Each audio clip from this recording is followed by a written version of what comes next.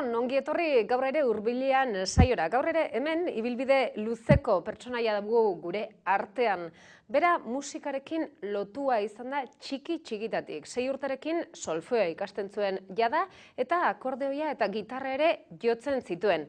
Ez da bakarra familian hortan aditua eta hortan ibilia esan bezala, musikan amorratua, Salamankako Unibertsitatean pedagogia ikasi zuen, Moskun ibiltzea asko gustatu izan zaio beti, bere burua ezkertiar, abertzale eta internazionalista bezala aurkeztu du askotan. Datu horiekin suposatzen dut askok jakingo duzuela zeinetaz ari garen. Fermin Muguruza da bera. Fermin, salam alikun. Alikun salam, marhaban eba. Hori da, lehenik eta behin jende askok gehienok jakingo dute, salam alikun horri agur hori zergatik mundu arabiarrean ibili zarelako. Ez da, laburrean gero jarraituko dugu, baina mundu arabiarrean ibili zara eta handuzuan protagonismoa orantxe. Bai, azkeneko urte osoa eman dut. Hor, orain ere bai, datorren estean ara joan behar du berriz ere, Aljazirakoekin, biltzera, horako labur bilpena egitera ez, orain arte egindako lanaz, eta baita hitz egiteko aurrerantzean ere ea zer egin dezakegun elkarrekin. Jarraituko dugu gero hortaz hitz egiten. Gauzat, lehen esan dudan bezala, 6 urterekin jada musikan murgilduta zinen eta etzera bakarra, ze zure anaiak esan bezala Javier Inigo ikusi beharrak daude, musikan ere murgilduta. Zer berezia jaten zenuten txikitan zuen etxean? Ez, zegoen ez obsesio bat, baina bai zegoela green bat ere solfeo musika irakasteko, ez? Eta musika irakasteko garai hartan ematen zen bide bakarra zen bide akademikoa. Beraz, hortan sartu gintuzten, baina ez gu bakarrik, gure adineko jende asko eta asko horituko da, nola joaten zen solfeo ikastera, eta gu izan ginen horietakoak, ez? 5 urte solfeoa, 2 urte korala, nire kasuan 3 urte bai akordeoia egin nuen, baina ez dakit hori ere positibo izan zen, edo ez musikarekiko zaletasuna beti horregon delako, baina ordea akordeoarekiko sekulako gorrotu hartu niolako. Bai, ez da hori askorik gertatzen zitzaien, instrumentua derrigortuia eta gero gorrotoa. Gero gainera, segun eta zer ikasi behar seguna, behartuta baldin bat zeuden eskalak ikastera eta hori eta konservatoriora joateko ea genditzen zen dituen azterketak, eta orduan azkenean, gero zegoen beste detaile bat kontatuko dizut, eta orintzeroren egunean jende guztia joaten zenean parranda zuzenukan kriston hori zamba eramateko gainean, eta esan nuen ez, nire nahi dut jendea bezala, ibiltzea mendikan, eta orduan akordeoia eramatea ni gainean, ez. Eta edozein bazkari familiarretan, txikila joko akordeoia, ez? Ez. Fermin, 6 urterekin, hasi zinela, esan dugu, musika grinalare esaten dute The Clashen kontzertu batean esan zenula. Horrelako zeo zer egin nahi dut? Musika grina baino hori erabiltzen nuen ni errekurso literario bezala, esateko kortatu nola bururatu zitzaidan sortzea. Ez da egi osoa, baina nik uste dut oso ondo biltzen zela. Erabiltzen nituen bi irudi horrela oso grafikoak. Bata zen The Clash taldearen kontzertua, hemen ikusi nuena Donostiko Belodromoan 81ean, eta bestea zen Public Enemyren kontzertu ikusi nuena 80ean. Negu horriak sortzeko. Erabiltzen nituen bi kontzertu egin bugarri bezala. Ez da egia osoa, baina bai oso importante izan zela kontzertu hura, ez bakarrik niretzat baizik eta jende askorentzat gira horretan sandinista aurkezten ari ziren, eta hemen Donostian eman zuen klasek eman zuen kontzertua izugarria. Baina 2 urte lehenago ere bai Lemoizen kontrako martxan, niri egokitu zitzaidan egotea kamerinotan antolatzen, kontzertu handi horren azpiegiturako gauzak, logistikak, eta talde bat eskatalitikoa zegoen, The Beat. Eta horrek bai markatu ninduela, eta gainera kontzertu hori igual handiago izan zen, gainera zentzu batean. Hau da, ikusi nuela eska musika zer zen lehiatzen rock beste talde askorekin, momentu horretan rockeko taldea ziren, Leño, Bloke eta holakoak, eta ikusi nuelako lehenengo punk taldea eskenatuki baten gainean euskaraz abesten, ez Zarama. Zarama. 79an. Esan duzu orantxe 79an urte batzuk pasa dira, ez asko. Ni 16 urte neuzkan. Imaginatu, 73 zea, 16 urterekin. 84an kortatu. Kortaturekin hor besteak beste movida. Barkatu, 83an hasi ginen, baina 84an lehenengo maketa. Lehenengo maketa. Hor movida batzen barruan sartzen zarete, edo rock radikal basko izena jartzen zaion movida horretan sartzen zarete, eta hor aurrera izugarrizko bide egiten duzu, dira garai bereziak ere, 83-84 dira garaiak desobedientzia mugimendua, gaztetasuna, Irunen gainera, ez da, Moskuko plaza gorri horren bueltan, sekulako, baina, ez dakit ni mugimendu baten barruan jaiotzen garen, edo sortzen dugun taldea, edo guk ere bai bultzatzen dugun, hor dagoena gure musikarekin, ez kortaturen musikarekin, baizik eta hor inguruan elkartzen garen musikari guztiokin, ez? Gauzari politenetako bat izan zen denon artean zegoen elkartasuna, zegoen laguntzeko gogoa.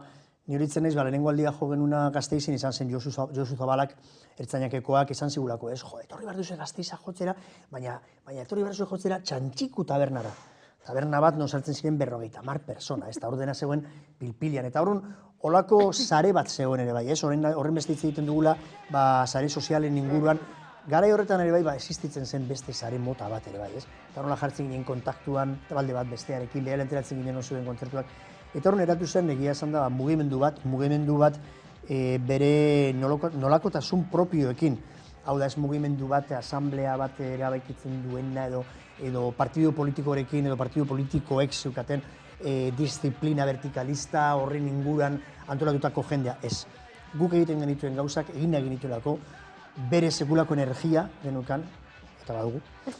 Baina garai hartan ni hori da gehien estimatzen duena, ez nola benetan elkartu ginen denon artean, nola parte hartzen genuen eta nola kutsatu egiten genuen guk genukan energia hori gure musikaren bidez, ez? Horren beste kutsatzen genuen baita ere, azkenean mugimendua sortu zen, baina ez bakarrik musikaren inguruan, baizik eta, zu esan duzu bezala, desobedientziaren inguruan, baita ere politiko mailan, asambladak, irrati libreak, disketxeak ere bai, gero garatu ziren disketxeak ere bai, hor egon zen baita ere sorterria, momentu hori sortzeko hori oso garrantzitsua izan zen. Horren nik uste dut, orain ere bai dauden egiturak, egitura asko handik handatoz, edo han ibiliteko jendearen gero ondoria dela. Musikarloan politikan eta diozu, baina musikarloan ere zuek izan zinaten lehenak eskaz hartzen ez Euskal Herrian bakarrik, baizik eta Estatu Espainolean ere, ez da? Bueno, ez da ere horrela.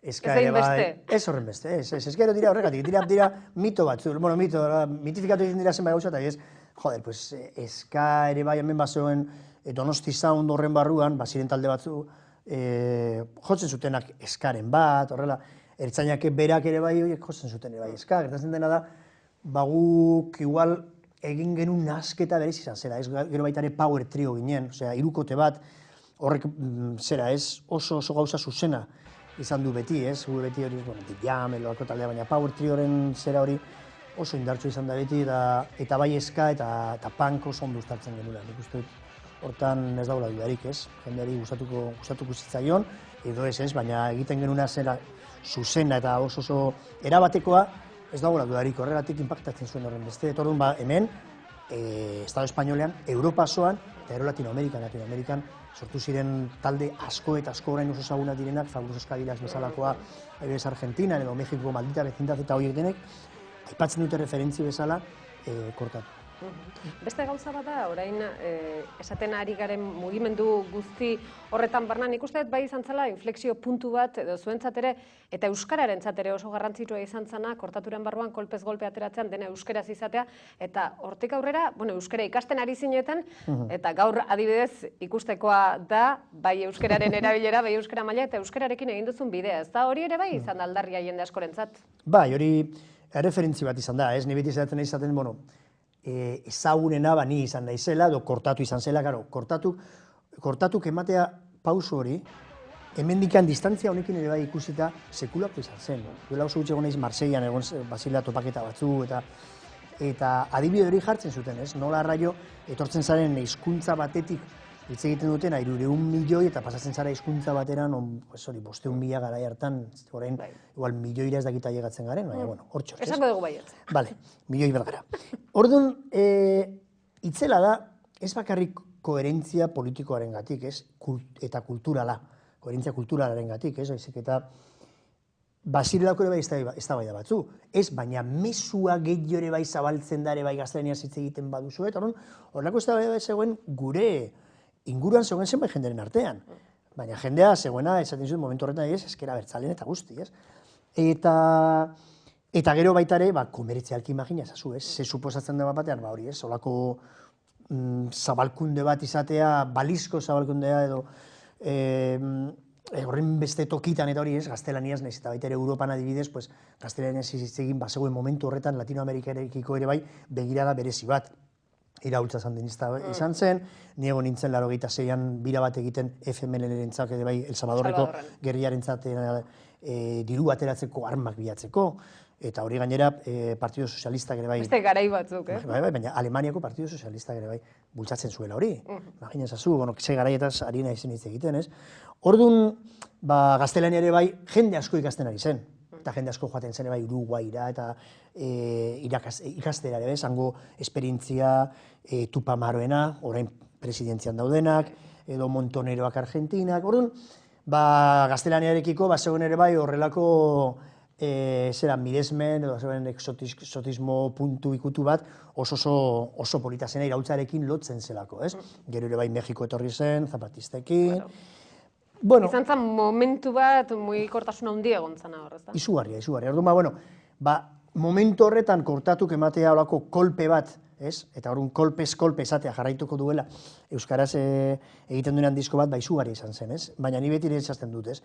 Bazegoela testu inguru bat, oso garrantzitsua, eta hori izan zen, bazegun eta non erortzen zaren ere bai nola ateratzen zaren, ez? Eta orduan, AEK-ko ere bai adibidez garai hartako irakasleak, orain ez dakit zeintzuk izango diren, suposatzen duz segituko duela kriston jende ona egoten, baina garai hartan, gure inguruan kokatu zen jendea, kriston jendea zen, eta ni miresten ditut orain dikaniz, eta oso ezagunak ez izan, bata da idazlea, Juan Jolas Agarre, baina besteak ere Garbine Ubeda, kasetaria, olako jende batek erakasten dizu hizkuntza maitatzen. Eta irakasten, momentu horretan baziren zenbait jende, funtzionario izateko, behartuta zegoela eta orduan zegoela hor, baina benetan, horiek ere bai, bukatzen zutela, sentitzen Euskara zerbait oso berezi bat bezala, ez? Segulako altxorra, eta horren, karo, zegoen hori, ez? Testuak irakurtzeko, testu bereziak ondo aukeratuta, kantuak, kantuen hitzak, ez dakit, zoragarri izan zen garaiura, eta ero jarraitu nuen, eta ez dakit nik uste dut urrats hori eman nuen importantenetako bat. Eta jarraitzen duzu hori da garrantzitsua. Bai, gertatzen dena hizkuntz bat ez dela inoiz bukatzen ikasten. Orduan, are gehiago, momentu honetan non mediatikoki horren beste kontzeptu berrian sartzen diren, eta horren beste gauza, horren beste hitz berria, ni horitzen nintzen, daños colaterales, nola arraio esango dugun hori, ez torun balboko kalteak, esaten da, bale, ados, hori nahi friend fire, fuego amigo, zu laguna, nola? Zu laguna, arraro gelditu oso arraro, joan behar duzu ikasten, eta horretarako, egunkariak, Euskadi Irratiak, orain Amaiga Telebista, ditugun tresna urriak, baina horiek erabili behar ditugu, azken finean, Euskaltzaindia llegatzen denerako horretarako, urte osoa erabiltzen dugula gaztelaniazko kontzeptua, edo ingeleraz ere baiz, frentzaia ere baiz bezala, honek nola da, Makalak egin zuen disko bat Friendfire izena zukana, eta orduan, imaginazazu. Hortik aurrera. Claro, orduan, eta ez da hori bakarrik, gero ere datozela nire seme alabak. Eta nire seme alabak datoz, adibidez, naturako liburuekin, eta ni gauza pila bat ez dakizkit. Ez, itxas labarrak adibidez, benien nekien nola esaten zen, eta orduan, jarritzen duzu ere ikasten, edo matematiketako ere bai kontzeptu batzu, imaginazazu. Zaila alda hori ziren ere bai gaztelaniaz, imaginazazu euskaraz. Euskaraz, baina, saiatu bintzat, kortatu dutaz ari ginen, ibilbidea azkar bat egiteko, milaka gauza egin dituzu egiten ari zara ere. Negu Gorriak, saltoa, izan zian bi erreferente, kortatu izan zen erreferente bat, eta negu izan zen beste erreferente bat, baina izugarria, herri honetan. Bai, jende askori zitzaion bat ere gustatu hasieran, imagina ezazu, jendeari kostatzen zaio asko kokatzen denean nonbaiten gero berriz ere mugitzea asko kostatzen zaio. Eta niri ordea ez zait inoiz asko kostatu, orduan mugitu ginen. Ez da hori bakarrik, kortaturen lehenengo diskoa ere bai jende pila bati gustatu zitzaion, baina gero el estado de las cosas ordea sekulako aldaketa egin genuen, eta jende askori zitzaion gustatu, ez da berdintxo gertatu zen kolpez-kolperekin, eta ja, salto eman genuenan egiteko Neguerak lehenengo diskoa, jende asko biltu zen hor, baina ordea eman genuen nik uste dut kolpeare bai hor izan zen itzela, ez? Eta orduan nora erabiltzen genuen ere bai estetika, nora erabiltzen genuen ikusentzunezkoak, hasi nirako bideoklipak, road movieak grabatzen, lehenengo kontzertua Herrera de la Manchara joan, eta orduan presoentzako ere bai egiten.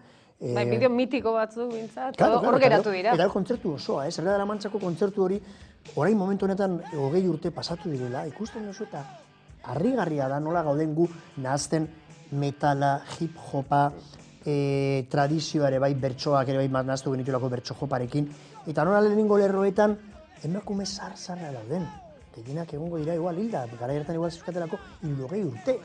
Baina 20 urteko emakumeak, gero beste batzu, baina oso 20 urte pasatu direla, pues gazteak ere bai 20 urteko 40, eta 15-tekoak, ze belaunaldiak hor elkartu diren, ez? Hori niretzako ere Euskal Herrian, hori justo, gero kontatu dizu, baina herrialdea beretan bai hori ere oso polita ikusten da ze errespetua eta begirunea dagoen bai aurreko belaunaldiekiko, ez? Beste zenbait tokitan ikusten ez dira. Orain dela gutxi gainera ikusi dut bideo hori berriz ere, bai, eta gauza asko nahasten dira, esaten duzun bezala alde batetik jendea, beste batetik ikusten da tentsioa berezia. Orain, ia ezinezkoa da imaginatzea horrelako kontzertu bat egitea, ez da? Ez dakit. Horregatik esaten dut, nik uste dut gauza bakoitza aztertu behar dela bere testu inguruan, hori Marxen gandik ikasi dugu, eta ez Grouchorena, ez? Carlos Marxek hori izaten zuen, ez? Ez, azterketa bat egin behar da, errealitatearena, testu inguru zehatz batean, azterketa zehatz bat egin behar da. Eta momentu horretan adibidez, barro joatea 10.000 persona autobusetan Herrera de la Manchara, izugarri izan zen, Josu Muguruza gurekin etortzea ere bai, horregotea, ez dakit, ze izugarria, ez? Izan duzen ura eta olako kontzeptua, eta ausardia izatea ere bai, batean eskenatoki baten gainean, egoteko gu bezalako talde bat, apurtzailea eta estetikoki, musikalki dena hartuta hola, sekulako haustura supotsatzen zuena jende askorentzako. Hor egoten zen, esaten dizut, 60 urteko jendeentzako, ez? Baina ordea, ze ondo uztartu zen dena. Sekulako tensioa, argi eta garbi. Momentu batean, zen zuten kargatu behar zutela, ja. Zaldiekin. Nola zaldiekin jarri ziren gure inguruan hor zaldia guztia, baina, gero, 10.000 persona bai hor, imaginatzen ze gertaziteken hor, musikarekin nahaztuta ze indarra eta ze kontrapoterea ere bai azaltzen genuen hor bapatean galduta geunden zelai batean. Horre zegoen Al Jazeera emititzen zuzenean, Tahrir plazatik egon den bezala Kairon. Hor zegoen zenbait jende kamarekin horrela, baina galduta egon den, ez? Rolloko gaina kamara horiek. Claro, baina begiratu, hor gelitu da dokumentatuta. Eta oso importante horregatik, guia duela 20 urte oso garbi genuen ze garrantzitsua zen dena dokumentatuta izatea, dena gordetzea, hurrengo belaunaldi hemen Euskal Herriko, baina Euskal Herriko bakarrik belaunaldi, baizik eta mundu osoko belaunaldi erakusteko zer egin genuen, bai musikaren inguruan, bai borrokaren inguruan, eta hor dokumentatuta gelditzeko. Borrokaren inguruan ari zarela, esan dut hasieran, ezkertiar, abertzale eta internazionalistatzat duzu burua, askotan esan duzu, zure hitzetan esan duzu, horrela ikusten zara? Bai, baina hori ja esaten duzuela, baita ere gorria, gorri beltza, feminista, ez dakit, aktivista, ekologista, dudarik gabe. Osea, bi ardatz hartu beharko bagenitu orain, izango lirateke euskara eta ekologia. Baina ekologiaren inguruan, orain kokatzen da antikapitalismoa, kokatzen da ere bai errespetua naturarekiko, dena kokatzen da ekologiaren inguruan. Hori da ardatz nagusi bat, eta bestea, zure kultura, bestea, gero besteak ere bai errespetatu ahal izateko.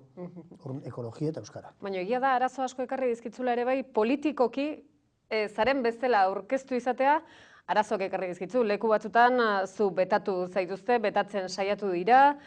Politikoki egia da alde batera gauza batzuk esatea, batzutan ateak ixten direla. Sentitu duzu hori, edo damutu zara noizbait ateak ixtea, edo esan duzu, itxi direlako eta punto. Ez, hau realitate gordin bada.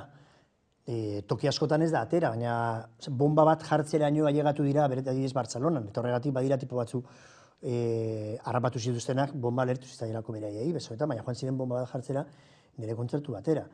Eta hori da muturrera eraman da, baina joatea, mehatxuak hemen hitz egiten denen horren beste Euskal Herrian, ze mehatxetuta egon den jendea, nik izton mehatxuak, eta gero gertatu zen hori, han lertu zelako, baina lertzen bada horra Euskalo eskenatokiaren azpian, Euskalo nire musikari guztiak edo ni neu, zertakinik, gertaziteken. Horrek beldurtzen du momentu horretan?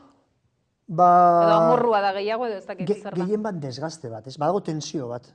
Eta diz joan ginean azkeneko jiren bai, Madrilera, bueno, 2004an, 2007an ezin izango nolako ez da jo, baina 2004an joan ginean jotzera Madrilera segurako tensioa. Eta horrek eragiten dizut desgazte bat, eta ni horregatik ez artikulazioetan baldin badezkat orain arazoak adina dela medio, baina asko dira, baita ere horrengatik, ez, esaten den bezala, geriroari batek adibidez, sekulako muturrera eramaten ditu giharrak, eta orduan gero adin batitik aurrera desgazteak ditu, eta hola ez, nik uste dut hor baita ere 1000 eta piko kontzertu eman baditu zuzenean, tensio hori akumulatu dudana, gehi mehatxuak, gehi debekuak, gehi gauza guztia, azkenean baita ere desgazte bat dagoela, eta...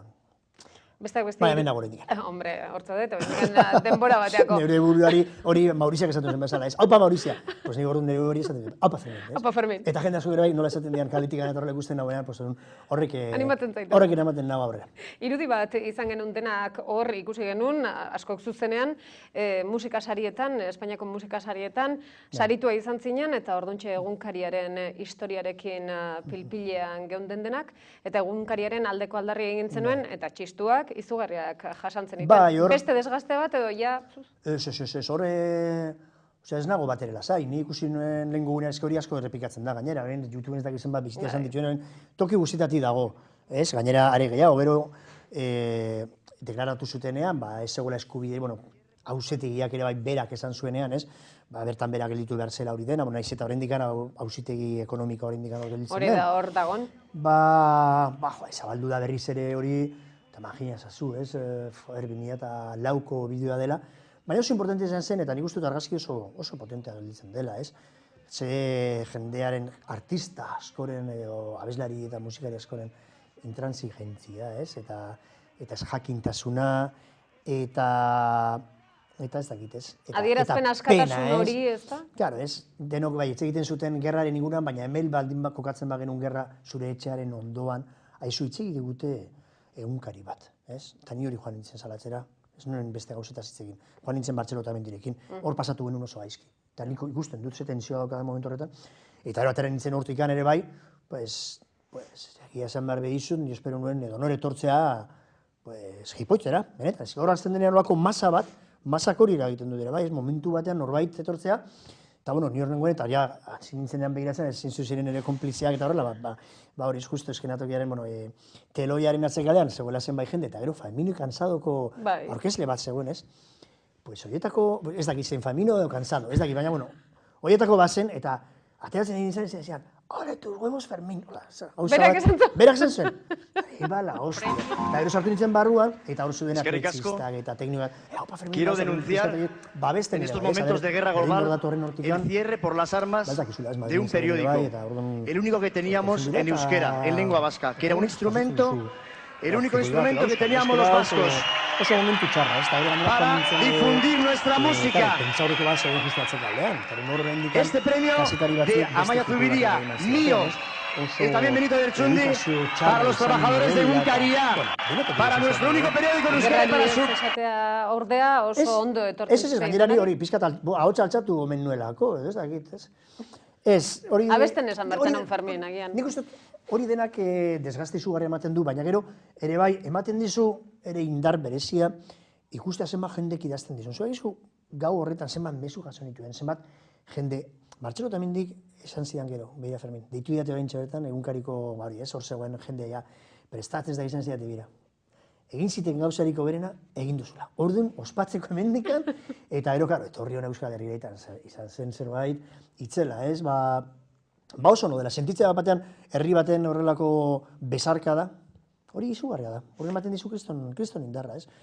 Gero ordea, bai, gero ni daukat hori, ez? Hori indikan arantza hori sartuta gorputzean, joder, Madrilen ari ezin jo izana, edo Valentzian ezin jo izana, ez horregatik, indikan espero dut, noizbait ez badurren urtean, urrengoan, igual antolatzea beste gira bat, eta hortikan pasatzea, eta esatea, ez? Geure da garaipena. Adierazpen askatasunena baldin bada ere, baina gure da garaipena egin genuen bezala ere bai, Galindok 10 urtez auzipetuta izan gintuenean bezala. 10 urte pasata gero, ospatu genula, irabazi genula garaipena gure izan zela. Ja politikarekin edo Euskal Herriko politikarekin gero mundu arabiarrera pasako bait gara, amaitzeko orain dela gutxi egin duzu politikan beste kontutxo bat, eta da Arnaldo Otegiren inguruko abestia, Logroñon ere izan zinen, martxa egin zanean, olako gauzak egin izan dituzu eta egiten jarraitzen duzu. Bai, hori izan duzen justo izugarri izan zen, ez? Nentorrela Yemenetik eta Sudanera joan baino lehenago. Nukala, ari nintzen hemen editatzen ekarritako materiala, eta orduan Odei, Anardoaren semeak esan zidala, martxa bat egin behar dugu, eta hemen ondo zen zerbait egiten, jakina bai, ez egin behar da. Ez hemen Arnaldo Otegirena, Joseba Tapiak esan zidan bezala, esan zidan, ez hori irain internazionala da. Eta hala da, Arnaldo Otegi gartzelan egotea, eta nik uste dut, zerbait ikasi badugu beste bake prozesuen gandik, ez? Ikusi dugunean Irlandakoek ikasi zuten Hego Afrikan. Eta orduan, Hego Afrikan zegoela figura bat, figura gakoa izan zena, ez? Nelson Mandela. Gero, figura gako bat izan zen ere bai Ipar Irlandan, izan zen Gerry Adams. Hemen dakagu persona bat ere bai, gakoa dena. Badaukagala, sekulako gaitasuna, adierazteko jende askok sentitu eta pentsatzen duguna. Daukala gaitasuna konfrontazio politikorako itzela. Eta horregatik daukate gartzelan. Segatik bestela. Itzegin nahi duelako eztabaidatu. Hor nori da baita ere sekulako erasoa, adierazpen askatasunaren kontra, eta nik uste dut adibiderik garbiena hemen eszepzio egoera batean bizi garela. Horregatik, egitzen zait, kanpaina izugarri antolatu bertzera Arnaldo Otegi askatu. Eta orduan, ni nola ez dudan inoiz jarraitzen konsignak, ni neuk ere bai, hauekin batera esan duen. Horein ez dago konsigna hori, guk egiten dugu. Gu egin genuen orduan kantua, eta holako bideoklip bat antolatu genuen, Madrileko beste lagun batekin, bidai laguna ditulako non nahi. Eta orduan, Madrileko lagun batek egin zuen baita ere montaketa bat horrelako irudiekin, zintzilikatu genuen YouTube, bat sound system izan ziren lagunak ere bai, esan nien, egin behar dugu, hemen zerbait, egingo dugu, bildu ginen hor Moskunen, gero txalapartari batzu sartu ziren eta ze ondo ustartzen den txalaparta, jijoparekin, biziko aldia ikusten duan eta jarraituz hori, ez, silaba bakoitza izango baliz bezala hori, ez, balako kolpe bat hor jarraituz ere bai txalapartak, eta horren bagin genuen kantu hori, ez. Eta dagoeneko 25.000 bizita izan ditu YouTubeen, jende pila bat ikusi du. 25.000 bidetatik fatxasko ere bai, Kiston komentarioa jarri dituztelako. Oie bai horrekin pizkat hori, ez? Pizkat zan dela, mesedez, ez, hori, ez, muguruza, ez, segun eta zen beste motako mehatxuak beste modu bat esazten duzu, hor YouTubeen ateratzen diren, hori dena. Ezin denei kaso egin ere. Mesedez.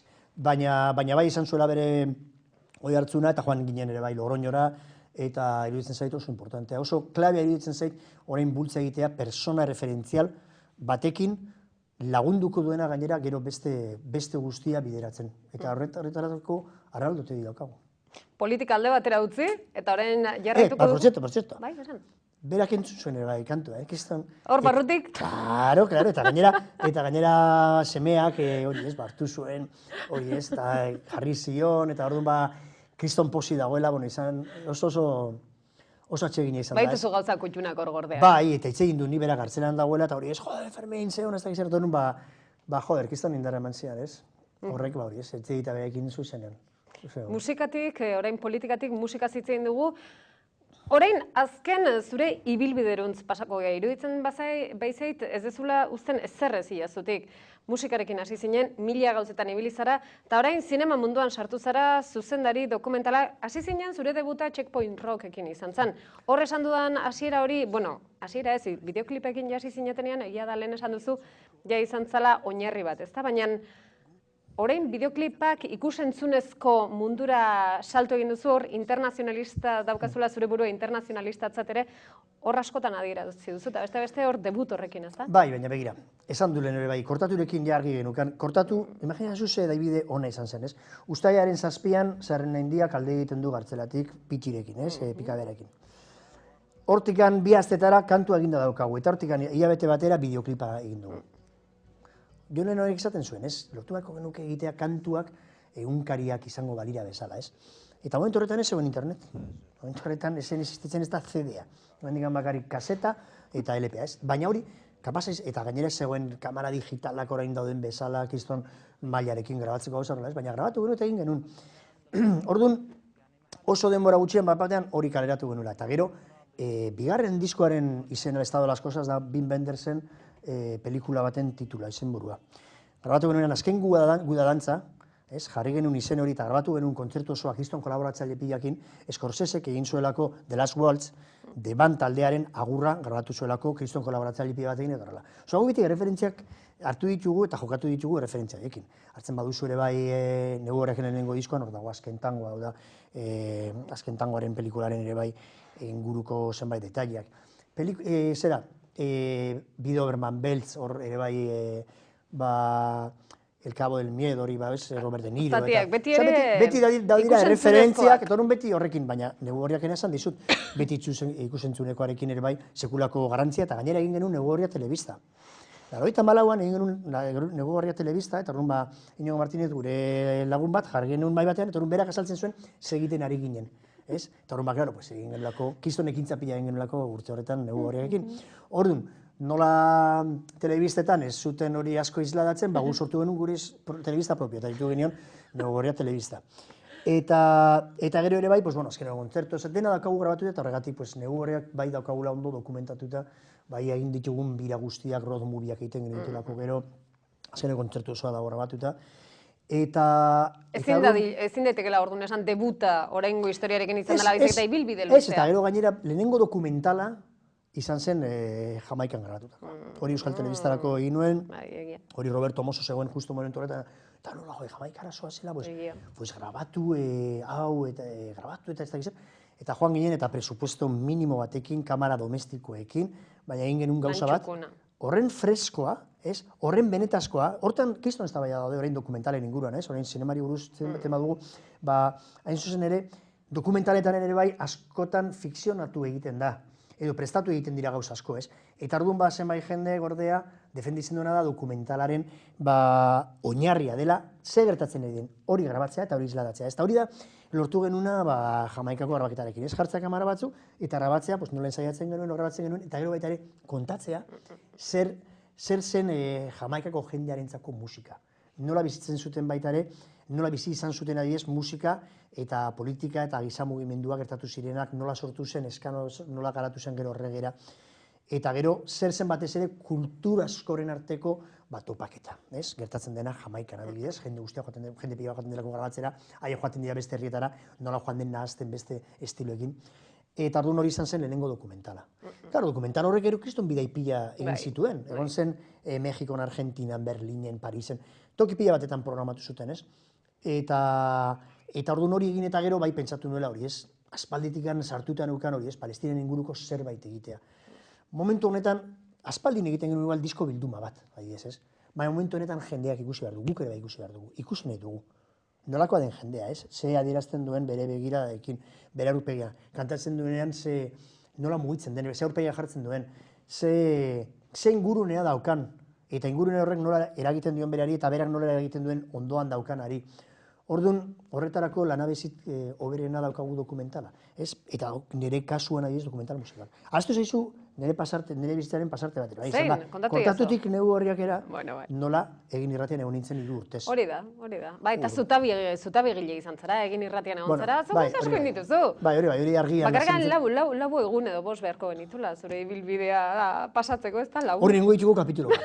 Etorriko naiz beste egun batean. Bale, kapituloak egingo ditugu, Fermin 1, 2, 3, 4, 5, eta gehiago. Ez, baina hori izan nahi dizut, egin irratiarena oso importante izan zelako momentu horretan ere bai, kasetari lana ere bai, asko ustartzen da bete dokumentaletan ere bai, nola dokumentatu behar zaren oso ondo, elkarrizketak prestatu, nola baita ere musikariekin bugu daukagu harremana, imagina zu, 30 urte baldin badaramat ni musika munduan, musikariekin harremanatu naiz, baina gero baita ere saiatzeko ateratzen elkarrizketa batean alik eta hoberen gauzak, eta naiz eta izan izultzaile bat, baita ere nola eragin, bera sentitzeko gustora, egoteko horren ondo, azkenean adierazten dizkizula. Zer sentitzen zera gustorago? Galderak egiten edo galderak erantzuten? Ni disfrutatzen dut gehiago egiten. Bueno, ni zuzenero beste bat, ni... Bai, adibidez orain oso gustora nago hemen, bale. Ondo geratu zea, bale. Zer eta programak eta horrela, bai, beste batzutan zaude desero oso bago, baina hau da lagunen arteko solasaldi bat, Gero, igual, emititzen denean orduan izango dut, baina momentu honetan horrela sentitzen naiz, Beste igual zenbait programetan igual ez horren ondo. Baina bai dagoela adrenalina berezi bat sortzen dena eskenatoki batean gainean, eskenatokira atera baino lehenago ja zaudenean kamerinoan, ordu lehenago jazten zara sentitzen ja, zebait hazen dela mugitzen zure barruan, adrenalina hori joaten dela borborka, batez ere burmuinera, zure gihar, azkeneko, azaletako azkeneko poroetaraino ere bai ailegatzen dela adrenalina hori. Eta orduan, hori ere bai sentitzen dut errodatzen dudanean. Zu imaginaz ezu, ni lehen esan duzu zer nahi zen, ez dakiz zer, adera ados nengoen, eta bero, ekintzalia. Eta hori imaginaz ezu bat batean, zineman, ari baldin bazara musikariekin, eta ero zinema, eta zinemarekin azteko errodatzen, esan baduzu, akzioa. Pues zerbait handia da, ez? Nes Music Station, Al Jazeeran, Ze egin duzu mundu arabiarrean? Zergatik azaldu zinenetik mundu arabiarrea, orain iraultza guztia atera da. Zer ikusirik daukazun, edo? Neia beldurra ematen dira. Ematen du txantxa bat, eta hori da, txantxa bat mundu guztiak egiten dira, claro. Baina, gero beste batek izango ez dira existizen kasualidade, baina bai, hau izan da, hori, gu joan garela horra. Ni gainera, herrialde arabiaretan ere desente joana naiz, ni Argelian egon nintzen justo guda zibila bukatu bezain laster egon nintzen hor, Jordanian ere bai izana nintzen, gero Siria ere bai ezagutzen nuen, Palestina, eta orain bai, izugarri izan da urte oso eman dudala hor, 10 herrialdetatik ibili naizela, eta ni ailegatu nintzela ona abenduan eta urtarrian hasi zirela matxinadak, ez? Begira, nik uste dut egindako dokumentaletan azaltzen dira zenbait pista, ez? Zenbait aztarna, atmosfera ere bai, ez? Nik uste dut orain beste bigarren irakurketa bat dagoela. Baina hangi ondenean imaginatzea ere Ben Ali, bezalako diktadore fascista bat, eta Mubarak, konplizea Israelekin, erreprimetzen zaituenak bere Egiptoko, bere herrikideak manifestatzen zirenean Palestinaren alde. Hoiek kanporatuta izatea, benetan utopia bat, zela ez. Hortan zegoen jendea, ni belaunaldi gazteena beldurri gabekoa, ez? Beldurri gabekoa, da, nahiz eta beldurri izan ere bai, ausartagoa ere bai, ez dutelako ezagutzen dutelako, baina, esatea, hemen urratsa eman behar dugu, eta ero baita ere esan behar dugu populazio aldetikan, eguneko igual 80 daudela 30 urteren inguruan. Hori da indarra. Sekulako indarra eta sekulako gogoa aldatzeko, badagola ere bai gogo bat neoliberalismoaren kontra, oso gutxitan aipatzen dena, baina hor, bizi diren desoreka soziala, neoliberalismoak inposatu duelako, ez, merkatuak agintzen du, merkatuen diktadurapean bizi gara ere bai, eta horren horra inposatu dute, baina askoz, eta horren desoreka sekulakoak ziren, ez, oso jende gutxi, oso ondo bizi zen, eta beste guztia gaizki.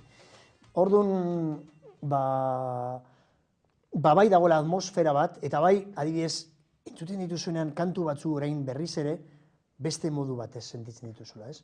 Horren hori oso polita izan da. Baina, nik egin dudan izan da bakarrik mikrofonak ireki. Mikrofonak zeuden itxita. Musikarienak eta nik ireki ditut eta filmatu ditut, eta aukera eman dut gero orain nahi ez jendea jakiteko, gehiago jakiteko, herrialde horien inguruan musikarien bidez. Baina, hori guztuen esan dela nire ekarpena. Zure ekarpena ez dela gutxi. Botadu hori dena eta hori nire ekarpena. Bai, bueno, parkatu, baina, Al Jazeerak ematen badizu olako enkargu bat, ezen nire ideia izan, beraien ideia. Eta izan zen beraien ideia, ikusita baitaren ize bilbidea, nola zelanak egin dituan lehenago, oso ondo estudiatuta zukaten, eta hartu zuten Al Jazeera Inglesen lan egiteko Steve Chandra, dela Asian Foundationeko gitarra jolea eta lidera, berak egiteko Music of Resistance programa, eta orduan gero ordean ni egiteko herrialde arabiarretan beste programa bat, herrialde arabiarretako musikaren ingurukoak, ez? Orduan, haiek kiston hori, ez, garrantzia ematen zioten, beti ematen diote garrantzia handia kulturari, ez da hori da nik uste dut oso importantea eta garrantzitsuena igual, ez, daukana momentu honetan gainera Al Jazeerak, gero baita ere, toki guztietan hor fokoa, ez, edo argia jartzen duela, ikusteko gertatzen ari den. Orduan, oso nahi izan zen, enkargu hori ematea, niri baliabideak emateko, enkargu hori emateko, egoteko gero ere bai, ni babesten, herrialde askotan arazo handiak izan ditugulako, eta hori dela babesten ahal zuten neurrian, baita ere gero kanporatuak izan direlako, Marrokozen adibidez, Eraiunen izan zen kanpamendua ikusi Saharakoak joan zirela, hor eta gero kanporatu zuten Al Jazeera. Tunisian, Ben Ali bere hasi zen esaten, Al Jazeeraren errua zela, Egipton kendu zuten beraien emititzeko aukera. Adierazpen askatasunarekin berriz ere, ezta? Berriz ere horrekin klak moztera. Eta orduan, gu baita ere ez genuen aukera izan, kendu ziguten material guztia, gero lortu genuen materiala beste toki batetik, eta klandestinoki ginen grabatzen, ez? Marrokozen, bazekiten baita ere gainera Saharakoar errefuxiatu gunetan izan nintzela, eta orduan, 3 egunez esan zuten erretenituta ekipo guztia. Ez dakit, ez dela bat ere errez izan, tensio handia, ez ziguten baimenak ematen filmatzeko, zerrenda eman behar genien informazio ministeritzari beti zer egin behar genuen egunero, zerrenda baita ere artistena, elbideak, telefonoak Tunisian deitu zieten musikariei esateko bazikitela grabatu behar zutela gurekin, ez esateko kontu zibiltzeko zer esaten zutenarekin, baina lerroen artean hori izan nahi zuten. Orduan, izan da izugarria, ez gero ordea, jendeak, mirestu egiten dut, ikusten duen katea hori da. Beste kate guztietan jartzen dutena da, hori ez, nola hori ez, ministroak joan diren hori ez, gozaltzera ez daki nora, eta ordu bat gauza berdina ikusten, eta hemen Al Jazeera ordea beste... Bai, mugimendua herria, azken finean, ez da? Beste jendearen sentimenduak, jendearen nahiak, eta hori dena isladatu dute, ez? Gainera orain... Adibidez jarriko dizut, adibidez, herria da arabiaren inguruan hitz egiten dugunean ere, ezin dugu uniformizatu, ezin dugu orokortu, bakoitza delako mundu bat, uniberso bat da bakoitza. Sudan imaginatzen Sudan. Bakoitzak bere egitura dauka. Afrikako herrialdik handiena, orain ja, hegoaldeak autodeterminazio eskubidearen bidez, independentzia bozkatu duelako, ez? Baina bestela, Sudan, edo Yemen, edo Libano, ez dute zer ikusirik, bai ez? Berain artean, ez da marroko zekin, baina badira, amankomunean dituzten zenbait gauza. Horietako bat da, hizkuntza, baina hizkuntza ere bai, herrialde bakoitzen hitz egiten da bat. Osea, bi hizkuntza dauzkaten normal, ez? Bata dela literarioa, ez? Edo klasikoa, arabiera klasikoa, eta bestea da, herrialde bakoitzen hitz egiten den. Hori, ez? Eta orduan badira elemento batzu, eta bata da musika, batzen dituena, herrialde guztiak, ez? Orduan, 60garren eta 70garren hamarkadan, baita ere zegoen Nasser hor bai zupan arabismoa eta pizkat hori, ez? Zabaldu zuela ideia, baina emakume batek lortzen zuen, ez dakizen bat milioi arabiar jartzen irratearen ondoan. Hilabete bakoitzaren lehenengo ostegunetan abesten zuen beti Kairo irratitik, Kulsum. Hori da, laugarren piramidea esaten dela, hori da Egipto, Egipto bera dela, emakume hori, eta orduan berak abesten zuen lehenengo ostegunetan beti, hilabetero, ez? Eta orduan jendea onda media ez dakizer, sintonizatzen zuen, eta herrialde arabiar guztietan entzuten zuten Kulsum. Eta hor, beraien autoestima, beraien sentimendu ere bai, arabiar sentimendua, ez? Herri bat jipoitua, humilatua, eta ordea, arroa, ez? Arroa beraien historiaz, beraien kulturaz, emakume horrek lortu zuen. Eta hori izaten zen, efektu berdintxua, ez? Beste testo inguruan, jakina, baina Al Jazeerak lortzen zuela, ez? Jende guztia jartzea eta ikustea, ez? Nolakoak ziren, nolakoak dira Yemengoak, ez? Libanokoak nolakoak dira. Bakoitzak. Eta Marruekosekoak, eta irautzak hasi direnean, Tahrir plazan horregatik izan du leheno, egotea adibidez hor emititzen denbora osoan, moztu zieten seinalea dena, jarritu zuten, eta orduan hori oso garrantzitsua izan da. Nes Music Station esan duguna, Al Jazeeran bai, baina oraintxe data bat dugu. Al Jazeera baino inglesan oraintxe bidean baita, ez da? Bai, justu, eta horregatik jende pila batek galdetzen didala, orduan nik eskertzen dizuet. Bota noski? Espazio hau, hori esateko, apirilaren 26tik aurrera, hasiko dela emititzen Al Jazeera inglesean, orain arte Al Jazeera dokumentare channelen arabieraz, baina orain azpititulak ingeleraz, eramango dituzte dokumentalak, orduan ikusteko programazioa, edo Al Jazeera ingleseko web orrialdean, nire web orrialdean baita jartzen ditut, ordutegiak, eta gero esan behar da, jende asko posible duela ikusi bere etxean,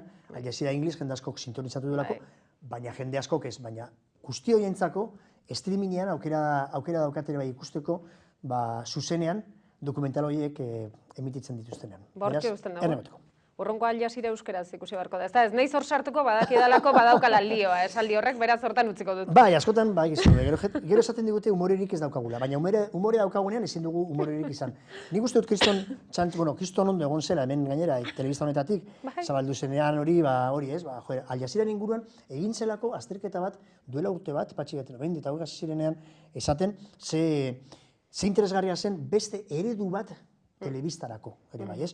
Non batez ere kulturalki ere bai, holako garrantzitsua eta gainera, zegoela arrotasun puntu pizkat, hori ez, euskaldun bat eraman dute holako lan bat egiteko. Urte bat pasatu eta gero, orduan dokumental horiek ari dira emititzen. Horren berri ematen dute, ere bai, ez? Eta gero, badagoela, momentu bat txantxetarako momentu bat, non, batean, kamuflatu edo mozorrotu egiten den Al Jazeerako web orrialdea eta jartzen da dena euskaraz. Nik bidali nion Al Jazeera ingleseko zuzendariari eta asko gustatu izaion, kriston parra bota zituen, esan zuen, ze bereziak zareten euskaldunak. Zarete, Hortan asmatuzun bete-betean, berezia bagara, hori egia da. Karo, baiz, karo. Orduan, gero, jendeak hartzen duela hori, serioski, ez? Ari dira, aldarrikatzen, Aljazeera euskeraz, kontuz, Ferminen konexioa. Ez dakit, nik uste dute... Bai, parri, marra. Bai, humorez hartu behar dugula. Amaitzeko, Fermin, humorez, desiatzen, 26an ikusteko, egia da, zure web orrian, jada badala ikusgai, badirela ikusgai gauza batzuk, beraz, hor, pixkat... Trailerra dago, argazkiak ere bai, argazki pila bat. Asetzeko pixkat. Bai, making of-a bezala, ez genukan making of-ik, baina, bueno, egin genuen argazkiak eragutsi, nola grabatzen genuen, eta hor ikusten zen pixkat, zemotako luka edo zemotako giroa izan zezaketen gero dokumentalek. Ez da hori batez ere trailerrarekin, bai ez, baina, bueno, gero, hortikan sartu eta hortikan Aljazeera inglesera ikusteko. Hori da, 26tik aurrera ikusgai. Azken galdera, Fermin, musikara hueltatuko zera? Eta noiz?